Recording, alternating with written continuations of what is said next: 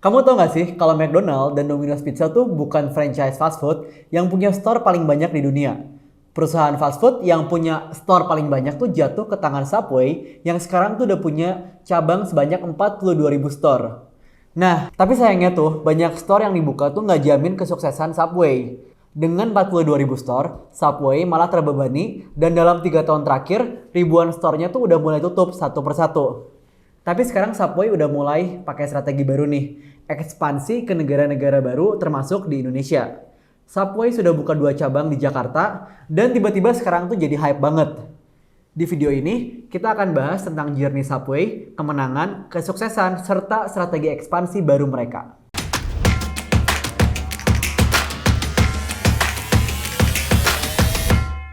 Di umur 17 tahun, Fred DeLuca mempunyai cita-cita untuk menjalani sekolah dokter di salah satu universitas di Amerika.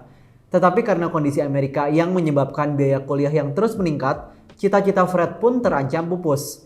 Fred yang gak mau keluarganya terbelit utang karena biaya kuliah, akhirnya mencari cara lain biar dia bisa tetap sekolah kedokteran. Dia akhirnya meminta tolong ke seorang dokter yang juga teman keluarga untuk membantu Fred. Dokter ini akhirnya minjemin uang ke Fred biar dia tuh bisa mulai bisnis dan ngumpulin uang untuk bayar kuliahnya. Hal inilah yang memantik semangat Fred untuk membuka bisnis di dunia fast food pada tahun 1965. Dengan passionnya di bidang kesehatan, Fred pun punya keinginan untuk mengubah bisnis makanan fast food yang didominasi oleh makanan berminyak ke arah yang lebih sehat. Tetapi usahanya ini tuh nggak segampang yang dibayangkan. Ide yang dibuat Fred memang kelihatannya bagus banget. Tapi di tahun pertamanya memulai bisnis ini, Fred tuh menghadapi banyak tantangan yang ngasih dia tuh banyak pembelajaran baru. Salah satu kesalahan terbesar yang diambil oleh Fred adalah dengan membuka store pertamanya di daerah yang sepi pejalan kaki. Akibatnya, dagangan Fred pun kurang laku. Ini adalah pelajaran pertama untuk Fred, bahwa visibilitas itu faktor utama dalam marketing produknya. Setelah kesalahannya ini, Fred jadi lebih hati-hati dalam memilih tempat untuk membuka store-nya. Dengan pertimbangan ini pun, bisnis Fred meroket tinggi. Apalagi dengan konsep dapur terbuka yang dia pakai. Setiap bahan untuk sandwichnya itu bisa customer lihat sendiri kualitas di display toko itu. Hal ini membuat customer melihat kesegaran bahan-bahan yang dipakainya. Karena konsep yang unik ini, brand Subway pun terus mengalami peningkatan. Lebih dari 100 store Subway terbuka tidak lama setelah bisnisnya itu dimulai. Dengan konsep yang terus berkembang ini pun, Fred menyadari bahwa pesaing-pesaingnya tuh akan muncul dan mengancam bisnis Subway. Dan dia pun tahu cara terbaik untuk mengatasi masalah ini, yaitu dengan membuka franchise Subway sebanyak-banyaknya. Franchise itu sendiri adalah model usaha di mana perusahaan minjemin brandnya ke entrepreneur baru. Entrepreneur baru ini nantinya bakal dapat keuntungan dari usahanya membuka store dengan brand yang udah terkenal. Setelah mereka membayar hak kepemilikan franchise dan melakukan training mengenal brand mereka pun udah bisa langsung menjalani bisnisnya sendiri.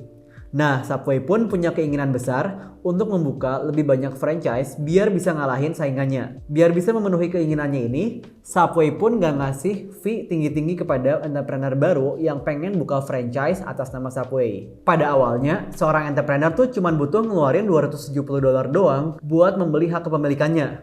Dibandingkan sama franchise lain tuh, seperti McDonald yang harus ngeluarin hingga $2 juta, entrepreneur baru pun lebih memilih untuk membuka Subway. Hasilnya, di tahun 1960-an, Subway berhasil membuka lebih dari 10.000 store. Kesuksesan Subway juga tuh hasil dari krisis obesitas yang terjadi di Amerika pada saat itu.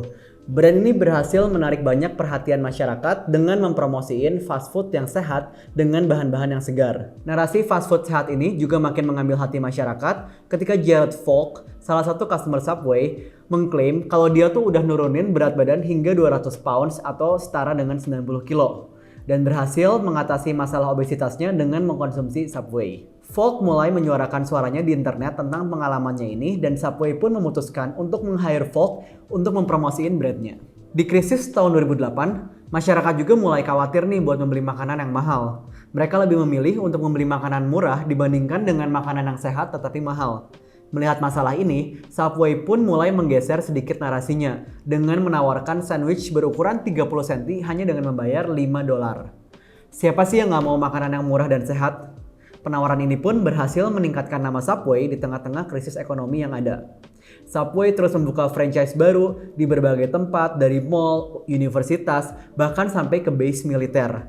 Lebih dari 40.000 store berhasil dibuka karena strategi marketing ini. Nah, tetapi sayangnya ya, Alasan yang menyebabkan Subway sukses itu sekarang menjadi alasan yang menurunkan bisnisnya ini. Narasi healthy food yang dibawa Subway mulai ditiru oleh banyak brand fast food lainnya. Franchise seperti Chipotle dan McDonald's mulai mengeluarkan menu makanan sehat yang terlihat lebih baik dengan harga yang lebih murah.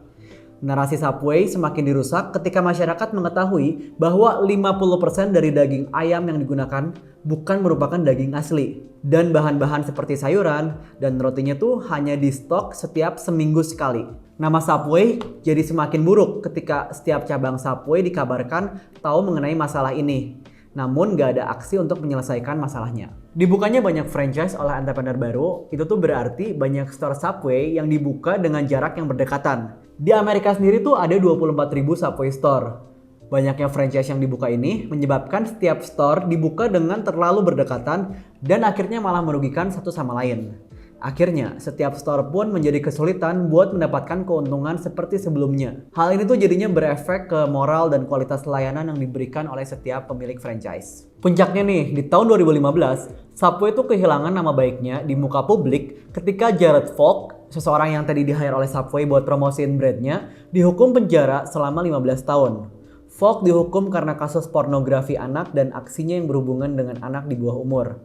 Walaupun Subway dengan sigap langsung memutuskan hubungan dengan Falk, efek dari berita ini tuh udah menghantam Subway duluan. Berita ini akhirnya menjadi penyebab ribuan franchise Subway gulung tikar karena sedikitnya customer yang datang. Saat ini, Subway mulai berusaha untuk memperbaiki namanya kembali. Perusahaan mulai mengubah style brandnya menjadi lebih modern dan memperkenalkan banyak menu baru untuk memikat perhatian kalangan muda. Dan untuk menguasai masalah perebutan customer karena terlalu dekatnya jarak antar store, Subway pun menjadi lebih fokus untuk buka lebih banyak franchise di luar Amerika. Apalagi melihat kasus perebutan customer kebanyakan hanya terjadi di Amerika aja. Bisa dilihat nih bagaimana Subway mulai membuka franchise di India, Cina, Jerman, dan bahkan sekarang di Indonesia juga mulai buka. Subway juga kini lebih fokus ke kualitas dari bahan-bahan yang mereka gunakan. Mereka pun juga fokus untuk ekspansi ke berbagai pelosok dunia demi menaikkan lagi nama baiknya. Kalau dilihat dari kasus ini, bisnis fast food tuh memang terlihat sangat keras ya. Subway harus bisa melawan banyaknya kompetisi dari berbagai brand fast food ternama lainnya.